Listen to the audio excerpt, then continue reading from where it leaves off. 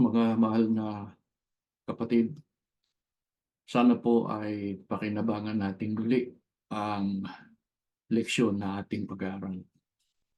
Sa harap po ng nagpapatuloy na mga suliranin na bumabagabag sa iglesia, masasabi natin na marami po ang namalagi sa kalagayang bulag o kaya ay naging sarado ang pag-iisip.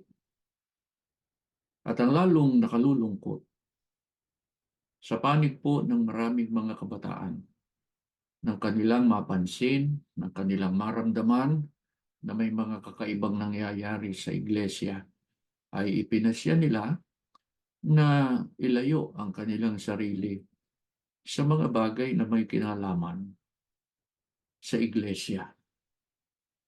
Meron din naman na sa pasimula, opo, nakita natin nanindigan sa totoo, nanindigan sa panig ng katotohanan, pero dahil sa pagkainip, dahil sa pagkagalit, dahil sa kawalan ng pag-asa, ay nakita natin na ang marami ay bumaling na sa maling pananampalataya.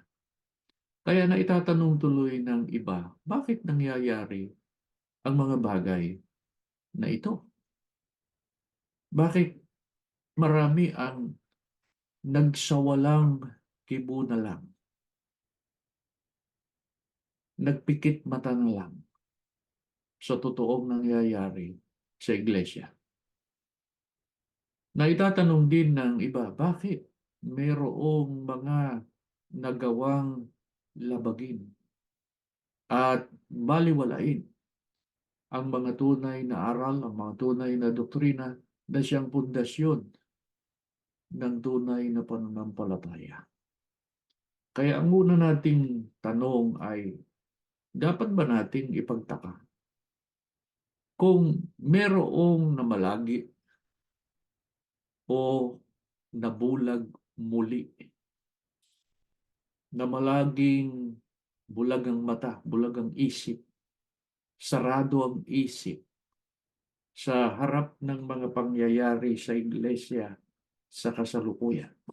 Pakinggan ninyo ang pahayag ni Apostol Pablo sa 2 Korinto 4:3 hanggang 4. At kung ang aming ebanghelyo ay natatalukbungan pa, ay may talukbong sa mga mapapahamak, na binulag ng Diyos ng sanlibutan ito ang mga pag-iisip ng mga hindi nagsisisampalataya, upang sa kanila'y huwag sumilang ang kaliwanagan ng ebanghelyo ng kaluwalhatian ni Kristo, na siyang larawan ng Diyos. Dapat ba nating ipagtaka kung sakaling merong namalagi sa pagiging bulag ang mata, bulag ang isip, naging sarado ang pag-iisip sa harap ng mga nangyayari o pangyayari sa iglesia sa kasalukuyan? Ang sagot ay hindi po. Bakit hindi natin dapat na ipagtaka ito?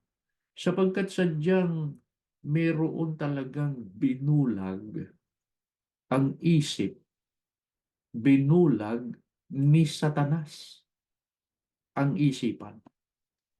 Sino po itong binulag ang isip? Sila yung, ang sabi sa talata, hindi nagsisisampalataya. Bakit po binulag ni Satanas ang isipan, ang paningin, ang mata ng mga hindi nagsisisampalataya? Ang sabi ay mapapahamak sila. So mga tuwid, kung merong tayong nakikita, meron tayong napapansin na nagbulag-bulagan, naging sarado ang isipan, ang kahulugan lang yan ay natupad ang sinasabing ito na nakasulat sa Biblia. Tandaan niyo, sadyang mayroong mga binulag para hindi magliwanag sa kanilang katotohanan sapagkat sila'y nakatakda sa kapahamakan. Ano po ba ang nangyayari sa mga nabulag ni Satanas? Pakinggan naman natin ang Isaiah 42, ang talata ay 20 dito sa Magandang Balita Biblia. Israel, napakarami mo nang nakita. Ngunit, walang halaga sa iyo. Meron ka ngang tainga. Ngunit, ano ang iyong napakinggan? Ano po ang nangyayari sa mga nabulag ni Satanas? Ang sabi sa Israel, yung Israel ay yan ang unang bayan ng Diyos eh. Ang sabi ng Biblia, Israel, marami ka nang nakita eh. Pero walang halaga sa iyo. Ano ba yung mga nakitang yun ng Israel na nakita nga nila pero walang halaga sa kanila? Nakita nila na mula sa bato, lumabas ang tubig para makainom sila. Mula sa langit ay binigyan sila ng mana na makakain sapagkat nasa disyerto sila, naglalakbay sila.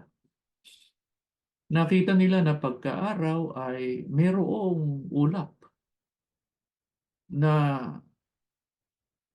nagsisilbing panakip sa kanila para hindi sila mainitan. Sapagkat disyerto, mainit, naglalakbay. Nakita nila yun. Pagka naman gabi, siyempre, madilim, may haliging apoy na pumapatnubay sa kanila. Pero, ano ang naging reaksyon dyan ng Israel? Walang halaga sa kanila yun. Ang sabi pa ng Biblia, meron kang ngang tainga. Pero anong napakinggan mo? Bakit po nagkaganon? Sapagkat binulag ni Satanas. Bakit? Para wag sumilang ang katotohanan sa kanila. Bakit? Sadyang mapapahamak ang mga taong iyan. Kaya nga, sa panahon natin ngayon meron din tayong nakikita na sinusunod na yung see no evil, hear no evil. Katumbas niyan yung obey and never complain. Mga kapatid, maaring sabihin po ng mga nanggipit sa atin, yung mga talatang yan, aplikable yan doon sa mga hindi naman naturuan ng tunay na doktrina. Maaring igit nila, kami naman naturuan eh. Naaralan naman kami. Kaya, pag-aralan pa natin. Ano po ang lalong masamang nangyayari sa mga binulag ni Satanas? Anong uring isipan na po ang tinataglay nila? Mabuti po ay basahin natin ang sagot para hindi tayo maparatangan na gumagawa lang tayo ng sariling kalooban natin dito. Isaiah 5:20. Sabi nila na nagsisitawag ng mabuti ay masama at ng masama ay mabuti at inaaring dilim ang liwanag at liwanag ang dilim na inaaring mapait ang matamis at matamis ang mapait. Ano po ang lalong masamang nangyayari sa mga nabulag ni Satanas? Anong uring isipan na po ang kanilang tinataglay? Baliktad ang isipan. Bakit baliktad ang isipan? Yung matamis, mapait sa kanila. Yung mapait, matamis sa kanila. Yung mabuti, masama. Yung masama, mabuti. Tupad na tupad ngayon yan eh. Kitang-kita natin ngayon yan eh. Mabuti ba yung kapuotan mo ang kapatid? Hindi mabuti yun. Pero dun sa mga nanggipit sa atin, mabuti yun. Mabuti yung ano eh, yung ma-expose yung mga maling ginagawa nila, isiwalat yung mga katiwalian, isiwalat yung kanilang mga paglabag, mabuti yun. Pero sa mga nanggipit sa atin, masama yun. Kaya kung sino yung nagsiwalat, kung sino yung naninindigan sa tunay na aral, sa tunay na doktrina, yun pa ang itiniwalag. Yun pa yung masama. Yun lang tagubilin na yung mga ipinatiwalag ay huwag kaawaan, huwag kausapin, huwag pagpakitaan ng maganda. Masama po yun eh. Pero dun sa baliktad ang isip, mabuti yun. Kaya, anong ginagawa nung marami? Sumusunod. Bakit? Baliktad na eh. Nabulag na eh. Kung sino yung nanindigan sa aral, yun ang ginawang kaaway, yun ang ginawang masama, at yung gumagawa ng masama, yung mga sumisira sa iglesia, yung mga lumalabag sa aral, ay yung pa ang pinananatili. Yung pa yung kinalinga. Yung pa yung binigyan ng reward.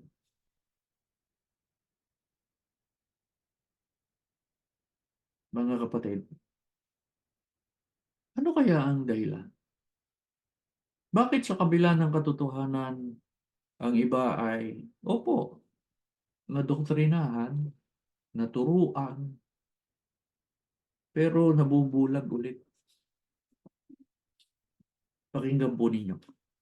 Sa 22:14, aklat ng Mateo, sapagkat marami ang mga tinawag, datapwat kakaunti ang mga nahirang. Tatandaan po natin yun. Marami ang tinawag, pero kakaunti ang hinirang. Halimbawa, si Judas. Ang Panginoong Hesukristo na mismo ang nakasama niyan. Nasa ministeryo pa nga eh. Pero, Judas. Ibinenta pa nga si Kristo eh. Bakit o ganun? Hindi naman hinirang. Katumbas, hindi naman sumampalataya yan. At tatandaan ninyo, yung hindi sumasampalataya, yung binulag ni Satanas, hindi talaga sisilang sa kanila yung katotohanan. Hindi. Si Ananias, si Safira, tinawag din yan. Ang totoo, kaanib sa Iglesia ni Cristo yan eh, noong unang siglo. Pero, pinatay. Bakit? Nagtalo sila eh, sa kaisahan. Hindi hinirang. Sino pa? Si Himeneo, si Alejandro, nabagbag sa kanilang pananampalataya. Bakit? Hindi hinirang. Ganyan din sa iglesia ngayon. Opo, nakatala, napangaralan, pero nabulag ulit. Ano ang katunayan ng kanilang pagkabulag? Bumalik sa paggawa ng kasalanan. Yan yung sinasabi natin kanina na bakit merong mga nagawang baliwalain, talikuran, ang tunay na doktrina o tunay na aral na siyang pundasyon ng tunay na pananampalataya. Ngayon, baka po itanong ng iba, bakit ho hindi pigilan ng Diyos na mangyari yan. Tinawag na niya nabulag ulit. Bakit to hindi pigilan ng Diyos yan? Deuteronomio 30:19-20. Aking tinatawag ang langit at ang lupa na pinakasaksi laban sa iyo sa araw na ito, na aking ilagay sa harap mo ang buhay at ang kamatayan, at ang pagpapala at ang sumpa. Kaya piliin mo ang buhay upang ikaw ay mabuhay, ikaw at ang iyong binhi, na iyong ibigin ng Panginoon mong Diyos, na sundin ang kanyang mga tinig, lumakip sa kanya, sapagkat siya ang iyong buhay at ang kalaunan ng iyong mga araw, upang matahanan mo ang lupain na isinumpa ng Panginoon sa iyong mga magulang, kay Abraham, kay Isaac, kay Jacob, na ibibigay sa kanila. Sa mga talatang ating binasa, sinabi ng Diyos sa mga lingkod niya, inilalagay ko ngayon sa harap mo ang buhay, ang sumpa. Ang buhay, ang kamatayan, ang pagpapala, at ang sumpa. Natapos ba ron? Hindi. Ang sabi ng Diyos, piliin mo ang buhay. Para ikaw ay mabuhay. Para manahin mo ang lupain na isinumpa ko sa inyo. Idinagdag pa ng Diyos, lumakip ka sa akin, lumakad ka sa aking mga daan, maliwanag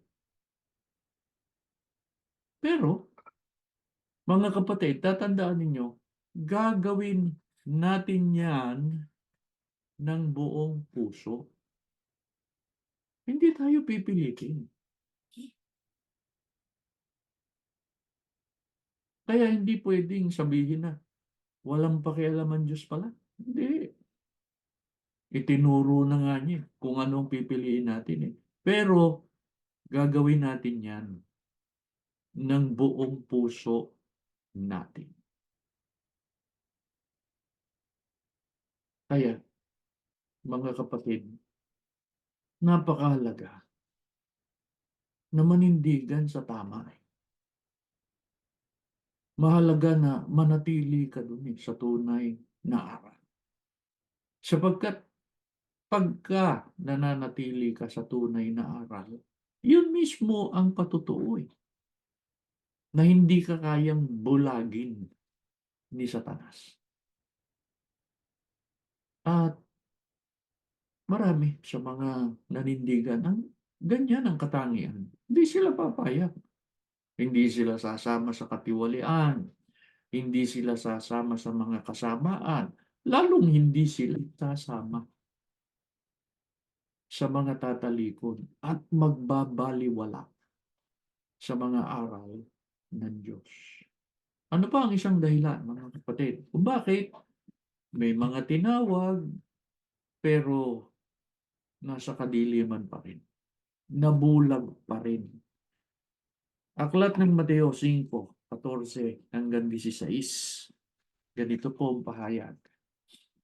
Kayo ang ilaw ng sanlibutan. Ang isang bayan na nakatayo sa ibabaw ng isang bundok ay hindi maitatago. Hindi rin nga pinaninigasan ng isang ilawan at inilalagay sa ilalim ng isang takalan, kundi sa talagang lalagyan ng ilaw at lumiwanag sa lahat ng nangasa bahay. Lumiwanag na gayon ang inyong ilaw sa harap ng mga tao, upang makita nila ang inyong mabubuting gawa at kanilang luwalhatiin ang inyong Ama na nasa langit. Ano pa ang isang dahilan, mga kapatid, kung bakit may mga tinawag pero na malaging madilim, na malaging bulag, na malaging nasa kalagayan na daya? Sapagkat maliwanag ang tagubilin ng Panginoong Kristo sa mga tunay na alagad niya. Anong sabi niya? Ilaw kayo ng sanlibutan. Ano ba ilaw? Magbibigay ng liwanag. Sino naman yung nagsindi ng ilaw tapos ilalagay mo sa ilalim ng takalan? Di madilim din.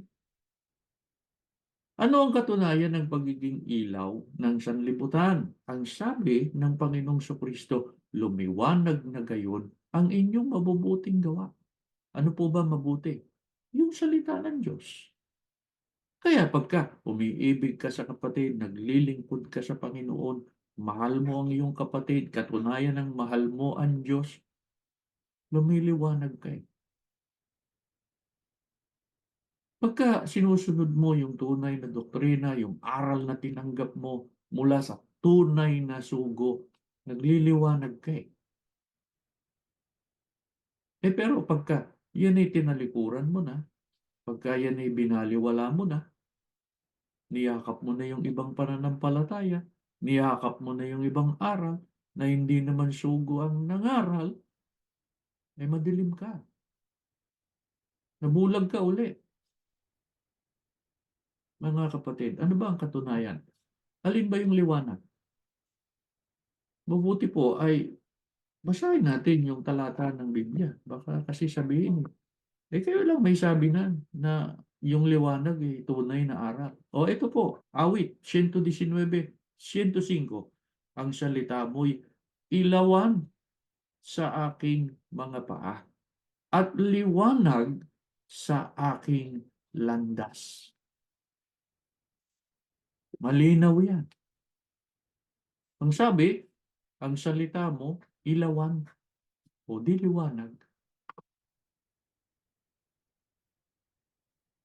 at liwanag sa aking landas. Kaya hindi ka maliligaw. Wala ka sa dilim pagka yung araw sinusunod mo. Mga kapatid, dito po sa ating mga pagsamba, inuulit namin sa inyo, ang tanging maririnig nyo dito ay tunay na aral ng Diyos. Kung ano lang yung tinanggap natin, pinagpapatuloy lang natin yun. Hindi natin babaguhin yun. Sapagkat alam natin, sapat na yun eh. Para tayo maligtas. Itinaguyod natin yun sa maraming taon natin sa iglesia. Hindi nangangahulugan na nang subukin ng iglesia sa ngayon, nabago na yung aral na tinanggap natin. Nabago na yung doktrina. Hindi. Namamalagi po yun. Kaya gaano kapalad pagka ang isang kaanib ay nanindigan sa pagsunod. Ano man ang pagsubok na kanyang pagdaanan. Iyon ang papatnubayan ng Diyos ng kanyang liwanag hanggang sa marating niya ang hanggan. Kaya, huwag tayo ang maging dahilan, mga kapatid. Kasi baka iniisip nung iba, itiniwalag na po ako eh. Inalis na po ako sa talaan eh. Kaya pwede ko nang gawin, kahit kasalanan. Hindi. Pagka ganyan tayo, mga kapatid, baka tayo pa ang dahilan. Kaya yung iba, maakay natin na magdilim na rin. Wag. Kaya ano po ang mahigpit na tagubilin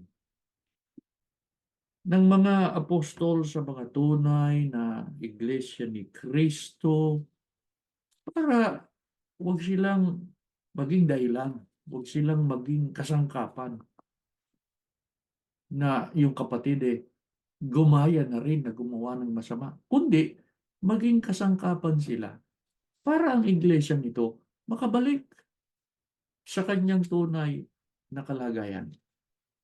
14:13 ng Roma.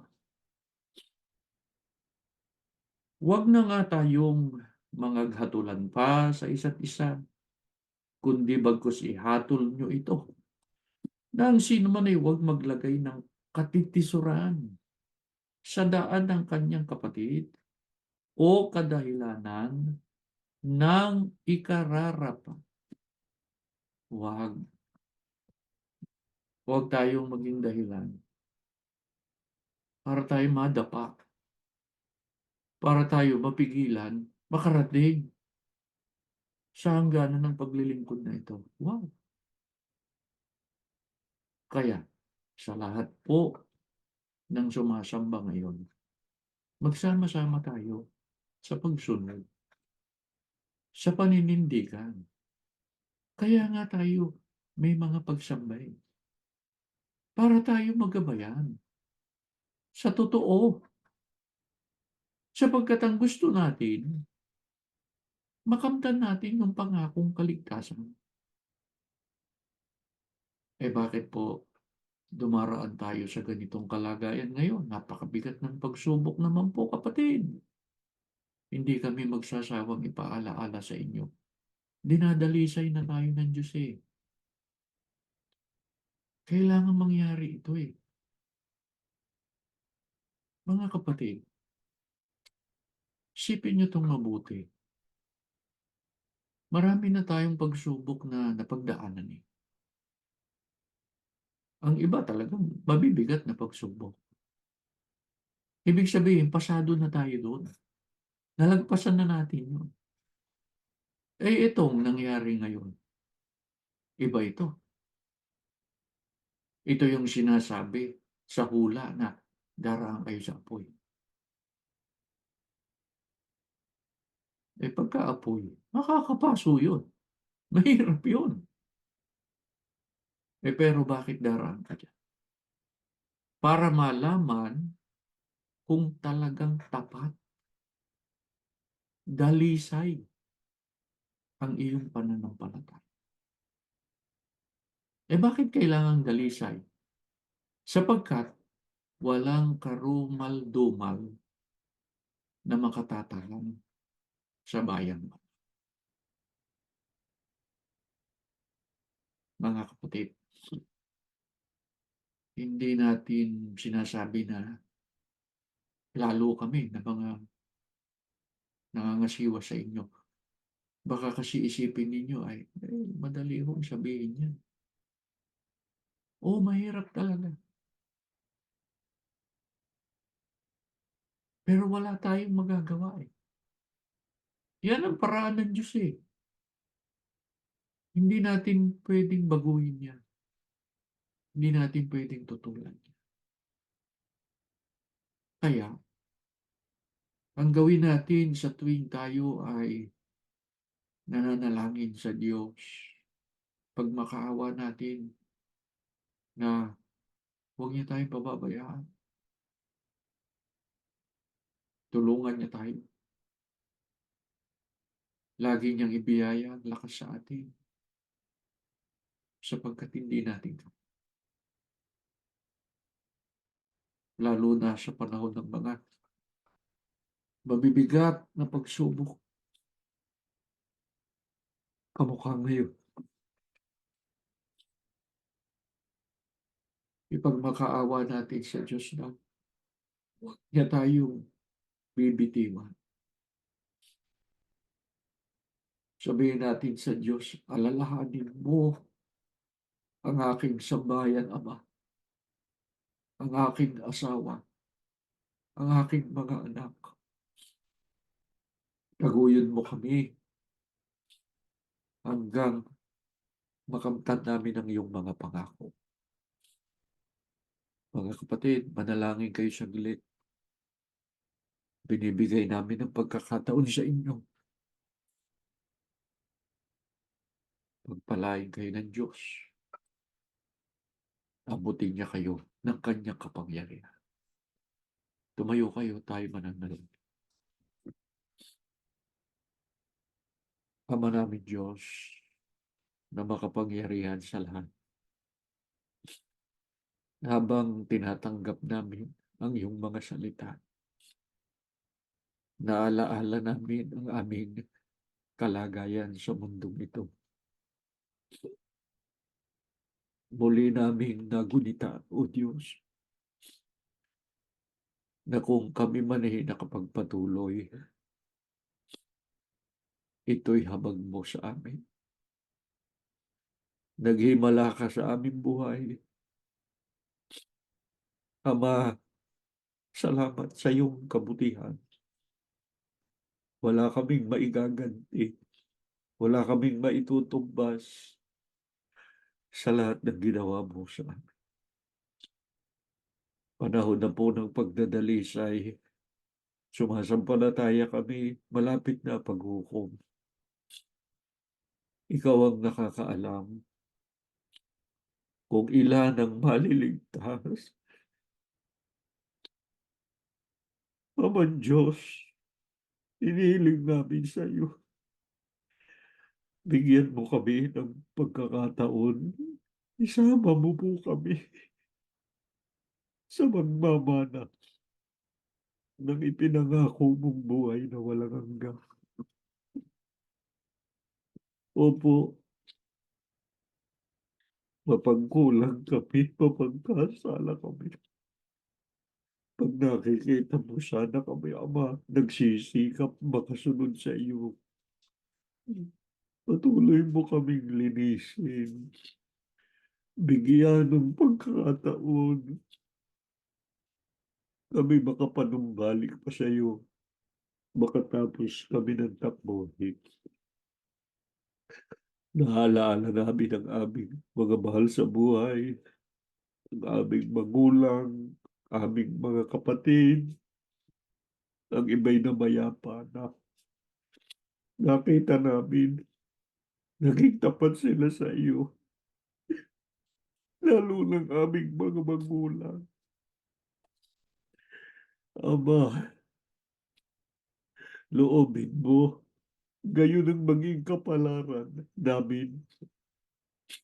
Mauna man ang kamatayan o ang araw ng panghukom. Nasa uri kaming maliligtas. Pagka halos magapi na kami, Ama. Halos hindi na kami makakabang sa hirap, sa bigat ng mga pagsubok. Alalayan mo pa kami yung mga bagay na hindi namin kaya. Ikaw na, Ama. Ikaw na gumawa para sa amin. Parang habang mo sa amin. Salamat po sa mga pagsamba namin. Ginagamit po malakas na kasangkapan para ang iyong mga salita patuloy na pumatnubay sa amin. Wala na sanang maliligaw. Wala nang malalayo sa iyo. Lahat kami makapanindigan. Magpuri sa iyo, Ama. Ano man ang mangyari sa aming buhay. Ang mga may karamdaman, pakisuyo po, pagalingin mo. Dugtungan mo pa ang buhay para ipaglingkod sa iyo. Salamat sa iyong mga biyaya. Ama, tulungan kami sa aming mga pagpapasya. Ang aming mga pagpapasya, lalo kaming mapalapit sa iyo at sa iyong mga pagmamalasak. Nilinis kami sa lahat ng aming karumihan. Sa ngalan ni Jesus na aming tagapagligtas.